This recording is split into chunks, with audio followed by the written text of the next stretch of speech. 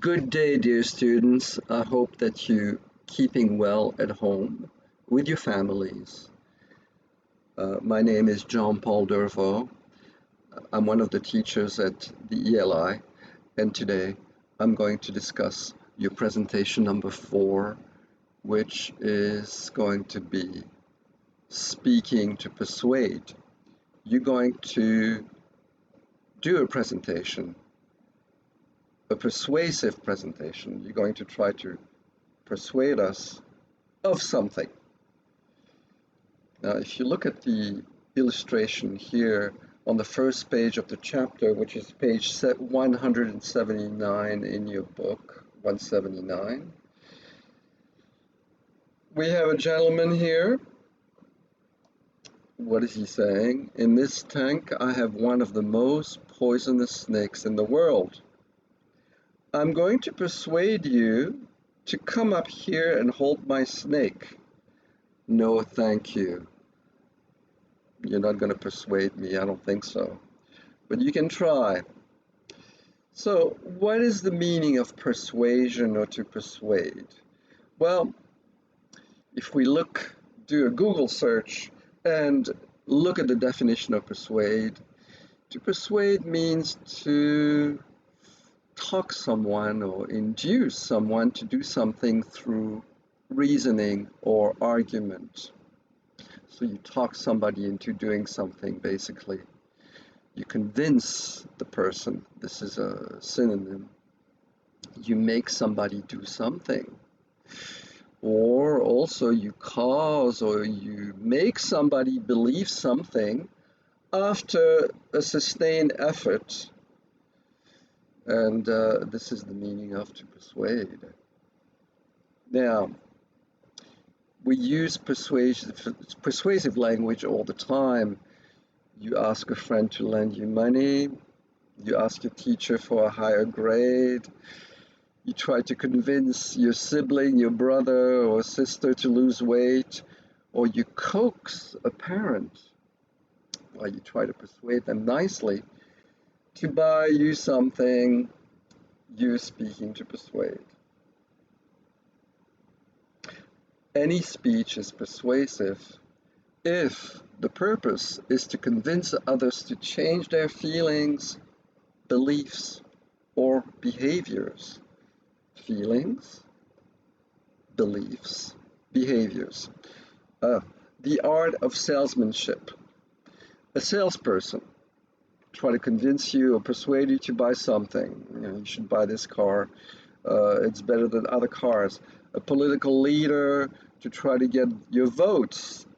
A teacher lecturing about why, for example, a history class should be required, are all speaking to persuade. Now, if your father tells you, my son, study, well, he's telling you to do something. Now, he could try to persuade you. He could use two different approaches. The first approach would be to slap you over the head and say, study. Well, he slaps you over the head. You may be persuaded or you may not. Most likely you won't be persuaded. You may do it out of fear, but you're not going to be persuaded that studying is the best thing to do for you. But if your father tells you, my son, you should study, there are several reasons why you should study, and let me explain to you why. Number one, if you study, you will acquire knowledge. Knowledge is power. Knowledge will make you into a more educated and well-rounded person. Another reason is, you study, well, you may get a good grade on your exam. And if you get a good grade, well, you'll feel good about yourself. I will be proud of you.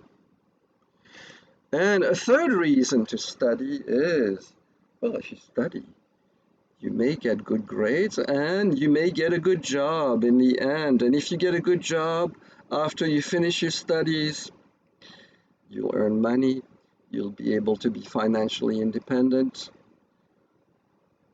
and so on. Well, if your father uses a second approach, you may be more convinced or persuaded that studying is the right way to go. Now, in this chapter, what you're going to have to do is, number one, choose a topic, persuasive topic, meaning you're going to try and select a topic which you want to present, and you want your audience, in this case, your audience is going to be your teacher. Normally, it would be your class, your classmates, but in this situation, it'll be your teacher. You're going to try to persuade your teacher of a certain topic. Now, you're going to try to determine the purpose for the claim. What is the purpose? Well, you should respect, example, you should respect the speed limits on the highways. And why? Well, number one, it will reduce the number of accidents. Number two, it'll keep you safe. Number three, and so on. Then you analyze your audience. Well, we don't need this step, and then you're going to have to plan, prepare, and present your speech to persuade. So on page 180 in your book, you have a flow chart here which shows you how to go about preparing for your presentation. The first step is to select your topic. You got to think, choose your topic. Number two is to determine the purpose. Well, for example, if your topic is women driving in Saudi Arabia, what is the purpose here that you have? You may want to persuade your audience that women should be able to drive, or you may be wanting to try to persuade your audience that women should not be able to drive. Analyzing your audience, well, this is a moot point. No, your audience is your teacher. Gathering information is an important step. This is step number 4. You should be able to come up with specific information, facts, figures. You should be able to quote authoritative sources to make your presentation more persuasive. Visual aids, you don't need visual aids for this presentation, so you can skip this part. Organize your speech. Well, you have to have an introduction, a body, and a conclusion, and finally you deliver your presentation in front of the camera. So if we move to the next page, choosing a topic. Well, there are a couple guidelines here presented in your book. Actually, 3 guidelines. The first one is choose a topic that interests you. It always works well. No need to go too far to select a topic. Something that you feel interested in will always work, or something that you hold at heart or you know about already. It's easy to think of ideas if you choose a topic that you feel strongly about.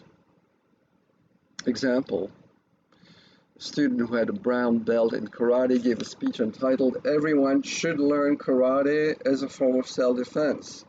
He's trying to persuade his audience that learning karate is a good thing. And second guideline here, suggests a change that isn't too large.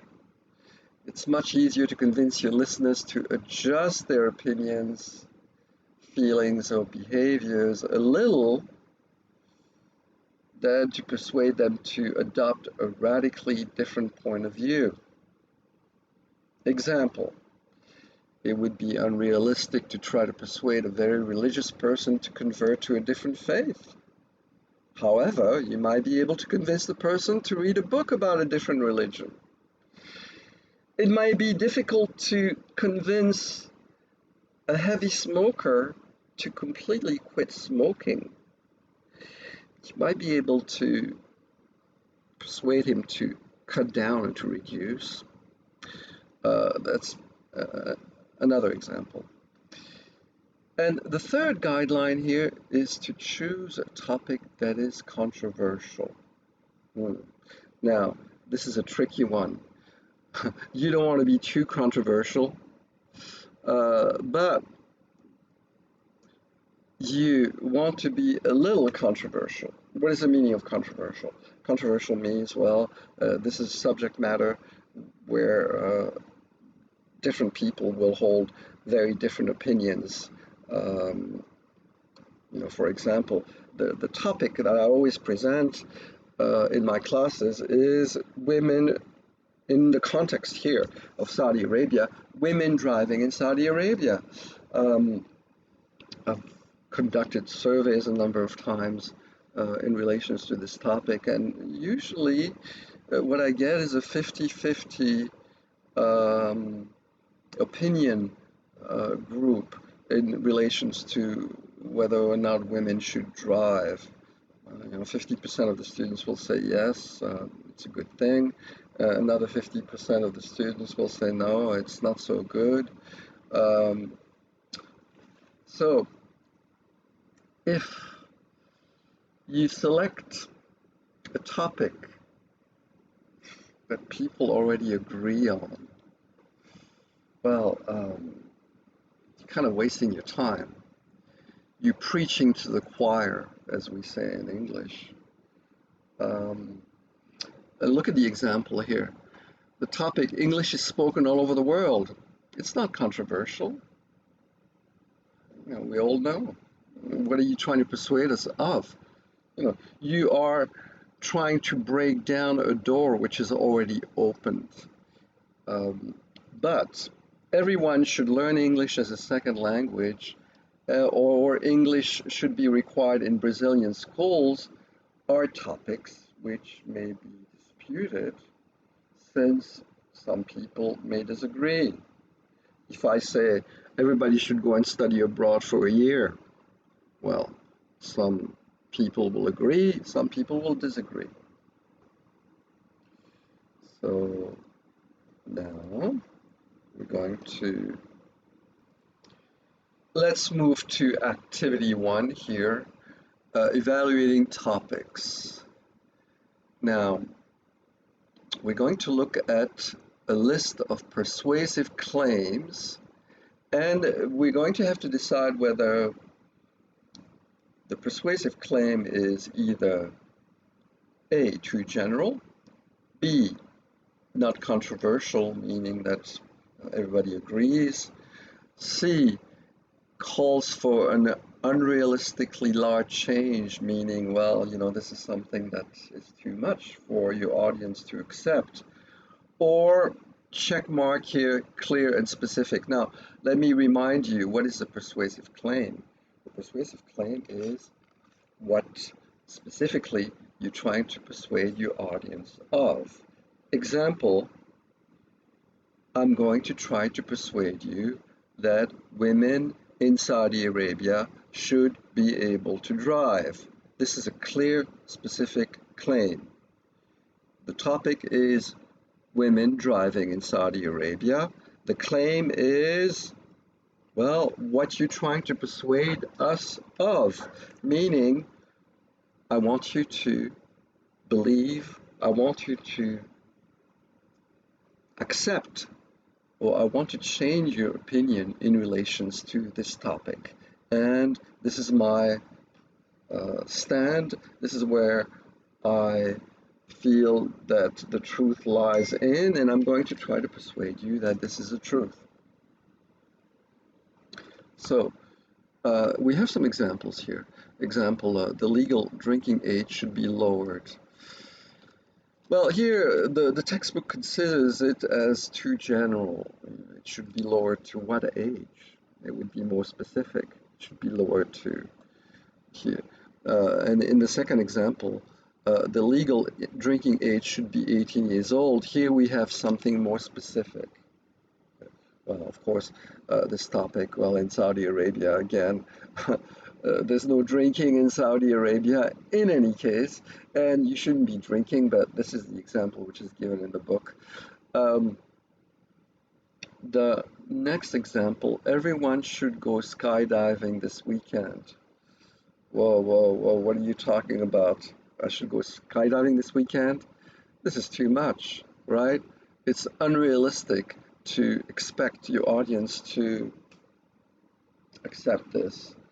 And the last one here, it is unhealthy for babies to drink alcohol.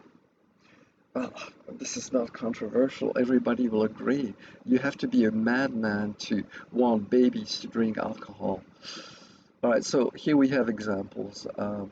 Let's try to determine whether or not they are A, too general, B, not controversial, C, call for unrealistically large change, or clear and specific. So number one, homosexual couples should be allowed to adopt children. Well, yeah, of course, again, this is a topic which is inappropriate for Saudi Arabia, but I would say it's clear and specific. I would put a check mark here. Yeah, this is clear. Number two, small children should not be left unattended. Well, maybe you could say it's too general because you may want to specify a context, unattended when or where. Or you could say, no, it's clear and specific. Small children should always be accompanied and watched. Now, number three, highway speed limits are too high. Now, you may say this is too general. You may say highway speed limits should be lowered to 110 or should be 100 kilometers per hour. You should be more specific in your claim here. Claim means what you're stating and what you're trying to persuade us of. Number four, first-time shoplifters should receive life imprisonment. This is kind of harsh, don't you think? And, well, it's a bit unrealistic, don't you think? Also, life imprisonment, large change, it's too much. Number five, exercise is good for you. Well, you could say it's clear and specific, or some people may say it's too general. You may want to specify what kind of exercise. It's a question of opinion here. Number six, supermarkets should not be allowed to sell wine. Well, some people may say, in the context of other countries, of course, in Saudi Arabia, it's a done and it's not allowed.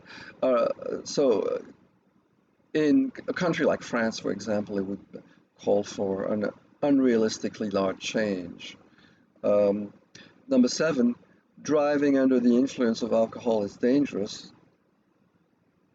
Well, this is not controversial. Everybody knows.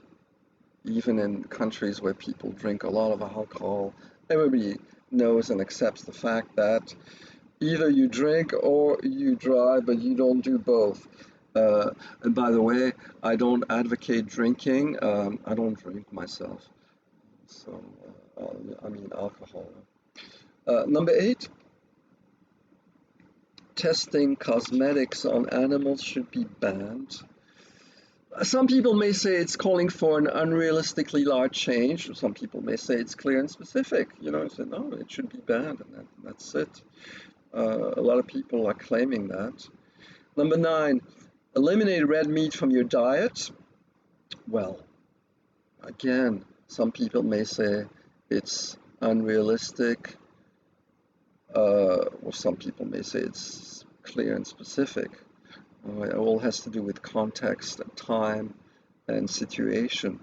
Um, and number 10, children's TV watching should be limited. You may say it's too general. Limited to what? How many hours? Be more specific. So here we move on, and you're advised to be as specific, clear, and precise as possible. Example, the topic, mothers shouldn't work while their children are young, is not specific enough, according to the book. Is it all right for mothers to work at home? How old should their children be before their mothers may work outside the home? Would part-time work be acceptable? So, you have those questions to answer there. Um, Here we have two examples of claims which are more specific. Mothers should not work outside the home until their children attend kindergarten. Here you have until they attend kindergarten, which makes it more specific, or mothers should not work outside the home until their children start school. Here, until the children start school makes it more specific. Now, here we have a list of possible topics. Some of them may not be applicable here or here in Saudi Arabia. One word of caution, of course, when you select your topic, you should know that there are certain topics you should stay away from here in Saudi Arabia. The British say there are three things people shouldn't talk about in a social setting. The first one is politics. The second one is religion. And the third one is football. Of course, this is for British people. But why is that? Because when you talk about politics, it will be too controversial. It will give rise to arguments that may never end, or it may give rise to great animosity. Religion is also this a topic which is very personal and which shouldn't be discussed. Use your common sense, use your good sense. You know what you may be able to discuss and what you may not be able to discuss. Now here we have some examples. Capital punishment, meaning the death penalty. Well, that could be a topic. Arranged marriages could be another topic. Required college courses could be a topic. Gun control, meaning the control as to who can own a gun or on people owning guns altogether. Living together before marriage, well, in Saudi Arabia, you don't want to select this topic because in any case you're not allowed to do that. Working mothers, that's a topic. Stem cell research. Animal experimentation, that's another topic. Cloning. Legalization of marijuana, stay away from this one. Smoking in public places, okay, that's a topic you may choose. This one, of course, skip it, the legal drinking age. Euthanasia, meaning assisted dying for people who are terminally ill, doing people a favor by ending their lives. And this is quite controversial here, and I don't know whether or not you should select this topic. You may want to skip this one. Violence on TV, highway speed limits, those are all topics for you to think about. I also have a couple lists of topics which I will show you later, which may give you some idea. So here, we move on. And here we're told choose two and or three of your favorite general topics. Formulate three specific persuasive claims for each general topic and write them on the lines. Now, here, let's say the general topic is required college courses. Then you make your specific persuasive claim, meaning where are you going with that topic, right? It's a very wide topic and you have to be specific about what you want to say, what is your opinion, and, well, how are you going to go about persuading us of the point of view which you have in regards to or related to required college courses. So here, specific persuasive claim: students should not be required to take math classes in college. That would be a relief, wouldn't it? And then you would give reasons as to why they should not be required to take math classes. Next one here is all students should be required to take 3 semesters of a foreign language in college. And the next one here is required courses should be abolished at all public universities. Let me take a pause here.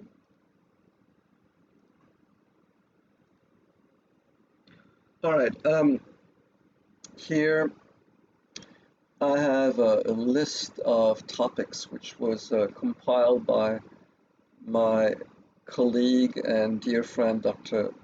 Omar Bello for persuasive speeches. I will include this in the material which will be sent to you for the purpose of preparing for this presentation. Here you have a list, you see. Women driving in Saudi Arabia, causes of poverty, does immigration harm our economy, the bad side of technology, arranged marriages, and so on and so on. I mean, there are so many. This is one of the list. Here's another one, a second list here. Social media is antisocial. Quality is important in choosing a wife.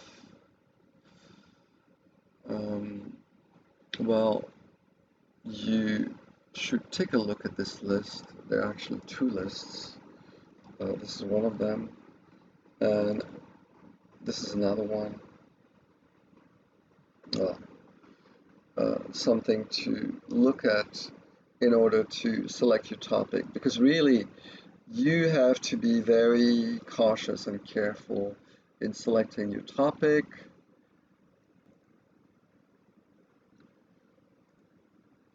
Yeah, I like to tell my students that selecting a topic is similar to selecting a wife.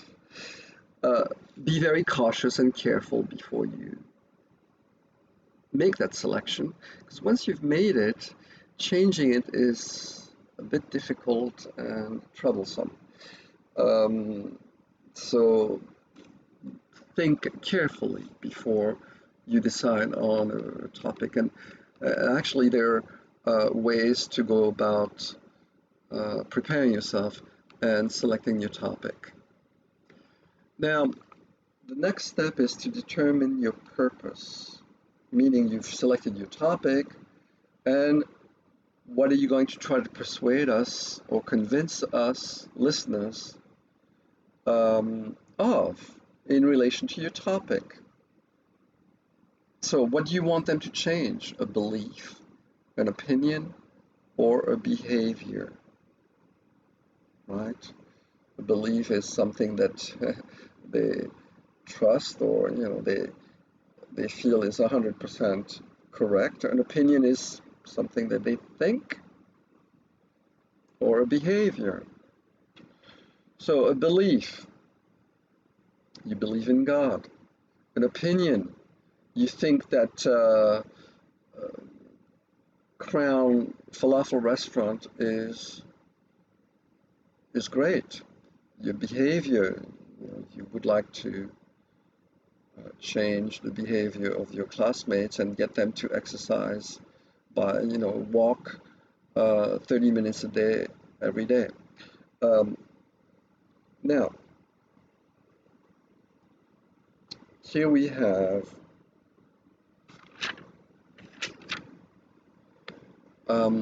changing an audience's belief about the truth of something. What does it mean? Your purpose here is to persuade or convince your audience of one of the following. A reported fact is either true or false. Example, uh, the population of Tokyo is, according to Time magazine, 12 million people, and you're going to persuade your audience that, in fact, it's false. The population of Tokyo is 18 million people. Something will or won't happen. Okay, well, truth of something. The Tokyo Olympics will be held in 2021. You trying to persuade us that this will happen or won't happen? Or an event was represented accurately or inaccurately. There was an earthquake last week or a volcanic eruption last week in Indonesia.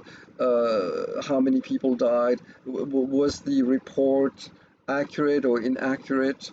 And what do you need in order to do this? You're going to have to present facts that you collect from authoritative sources. Here are some examples. The defendant committed or didn't commit the crime. Capital punishment is a deterrent to crime. There is life after death, or there's no life after death. The next way to persuade here is to change your audience's opinion about the value of something. The value of something means how important it is to you or to your audience. So here, something is good or bad, important or unimportant. Like, for example, going to bed early is good, or it's not so good, or bad, important, unimportant. Money is most important, or money is not important. Fair or unfair, better or worse. Barcelona is better than Real Madrid. Helpful or not helpful, like that. Here, example. It is fair or unfair for foreign students to pay higher tuition than American-born students. Okay. Required math courses in college are important or unimportant. Dogs make better or worse pets than cats. New York is more or less interesting than for tourists in San Francisco. All right, now we have another activity here to help us to differentiate between what a fact is and what an opinion is. Well, a fact, the sun rises in the east, it's a fact, you can see it every day. An opinion is what a person feels. It's based on the person's personal point of view or angle of vision. It's not something which is necessarily verifiable. Now, here the example you can see here. Think of any place in the world beginning with the first letter of your first name. Example, Pablo chose Panama. B, think of two objective meaning factual or verifiable, something which everybody can see, which is undisputable about the place. Now, Panama is in Central America. It's a fact. Panama is an isthmus. It's a fact. You can check it on the map. Now, here the next step is to think of a product, an animal, or an object beginning with the first letter of your first name. Pablo chose perfume, PP here. And then think of two subjective opinions about the product or animal or object. Here, perfume makes people more attractive. Well, this is what we call subjective. That's his opinion. So keep in mind, objective means representing factual, actual, real, verifiable, existing facts. Whereas subjective means representing opinion. Uh, and this is a difference basically between facts and opinions. Okay. Now we're going to continue. All right, we continue to the next point here in the book, changing an audience's behavior. If your goal is to change the behavior of your audience, your specific purpose is to persuade or convince your listeners to do something they're not doing now, or to stop something that they're doing now, to stop a behavior they currently practice. Example, you should donate blood at the campus blood drive. Do something you're not doing now. You should stop drinking coffee. Stop doing something. You should limit the amount of TV you watch to a maximum of 1 hour daily. Stop a behavior. You should learn to scuba dive as a hobby. Take something up. Do something you're not doing now. Now we have the next activity here, activity 2, and this will lead us to identify what the specific purpose is. So here we have some examples, and we're going to have to decide whether with those specific examples we are the author is trying to A, change an audience's belief about the truthfulness of something. Is it true or not? I want to change your mind. B, change an audience's opinion about the value of something. Meaning, what do you think? Is it important or is it not important? And C, change an audience's behavior. So number 1, everyone should learn to give artificial respiration. I would say B here. Here you're trying to change the opinion of the value of something, the value of being able to give artificial respiration. This is an important thing to learn. Number 2, airplane travel is the safest way to travel in the United States. Here, you're trying to change your audience's belief about the truthfulness of something. Is it the safest way? I thought that going by car was the safest way. The plane may crash and so many people may die. Number 3, soccer is a more exciting sport than baseball. Well, here again, you're trying to change your audience's opinion about the value of something. I would be here. Number 4, all cigarette advertising should be prohibited. Here, again, I would select B. You're changing the audience's opinion about the value of something. Is advertising such a terrible thing that it should not be allowed? Number 5, lower highway speed limits save lives. Here I would say A.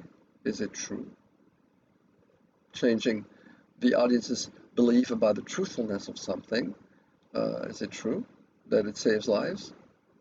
Number 6, homosexual marriages should be legal nationally. Here you're trying to again change the audience's opinion about the value. Is it a good thing or not a good thing?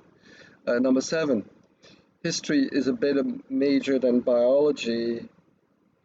B again, the value of history over biology. Number 8, you should donate at least $50 a year to your favorite charity.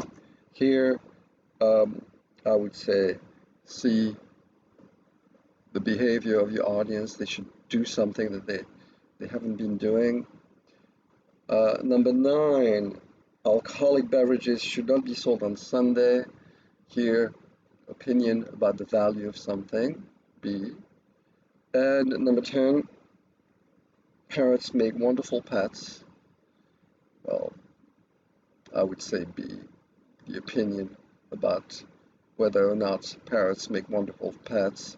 Or you could always say, hey, the truthfulness, is it really a fact that parrots make wonderful pets? But I would more likely go for B here, the value of whether or not parrots make wonderful pets. Okay. All right, the next step is here to analyze your audience, or really try to anticipate and think how your audience is going to react to your persuasive claim, to try how they're going to react to what you're trying to persuade them of. So one reaction may be they will agree. They agree, your audience already agrees with your belief or point of view. Well, they already agree. So what's the point? We all agree that alcohol is not good for our health. Everybody agrees. Choose another topic. They may be indifferent. They may not care. If they don't care about your topic, you must find out why. And in your speech, you need to interest them in the topic so that they won't be indifferent. Convince them that it's important and persuade them to adopt your opinion. Or they may disagree with what you're trying to persuade them. If they don't agree with your point of view, they probably have definite reasons for feelings the way they do. You must find out why they disagree in order to persuade them or to convince them that their reasons are incorrect or unreasonable. Let me give you an example. Let's say if I'm going to try to persuade my audience that they should become vegetarians and they should stop eating meat. Well, I know that most members of my audience are going to disagree, right? Why?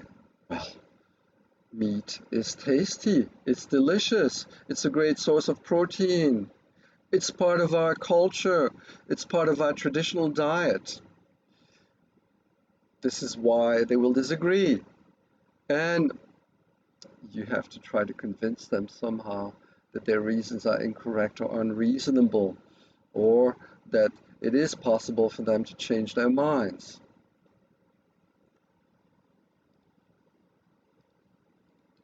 The next step is gathering information. So what do? Write down what you already know about your topic.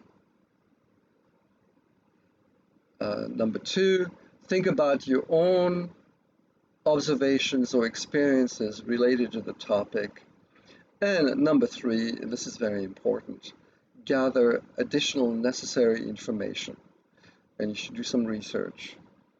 Try to do a bit of internet research, use Google, Wikipedia, whatever, in order to get as much information as possible in relation to your topic so that you may be more persuasive. If you're able to provide us with a quote from a newspaper, from a magazine, from a book, from some sort of authoritative source, you will be more persuasive. And I'm going to stop here for now. I will continue my explanations in the next video. Thank you very much for your attention. I hope that you're all well. Take care, stay well with your families, and I'll see you in the next presentation related to this persuasive speech. Thank you very much.